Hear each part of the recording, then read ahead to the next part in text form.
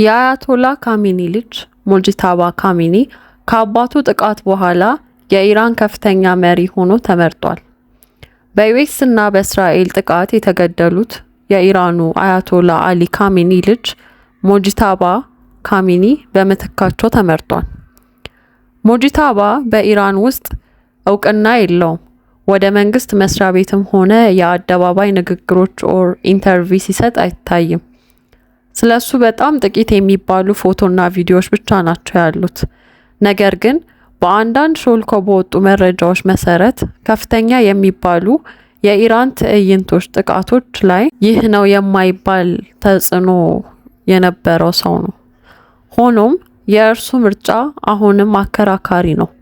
እስላሚክ ሪፐብሊክ የተመሰረተው በ1979 እንደ አውሮፓውያን አቆጣጠር ሲሆን መሪ የሚመረጠውም በሃይማኖታዊ አቋምና በተረጋገጠ አመራር መመረጥ አለበት በሚለው መርህ ላይ ነው እንጂ በዘር ወይም በውርስ አይደለም። ከ2 ዓመት በፊት አሊ ካሚኒ እንደተናገሩት ከሆነ ልጃቸው የወደፊት መሪ ይሆናል የሚለውን ሐሳብ ጥያቄ ተሰንዝሮባቸው ተቃውመው ነበር፣ ግን ለህዝቡ ይፋ አላደረጉም። ሙጅታባ ካሚኒ በሴፕቴምበር 8 1969 እንደ አውሮፓውያን አቆጣጠር የተወለደ ሲሆን ሰሜን ምስራቅ በኩል በምትገኘው መሻድ ከተማ ተወለደ።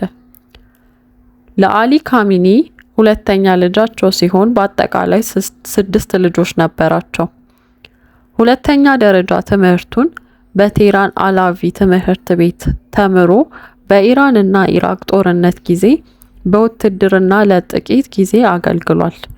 በ1999 ሙጅታባ የሃይማኖት ትምህርቱን ለመቀጠል የሺያ ስነ መለኮት አስፈላጊ ማዕከል ወደምትባል ቁም ከተማ ሄደ።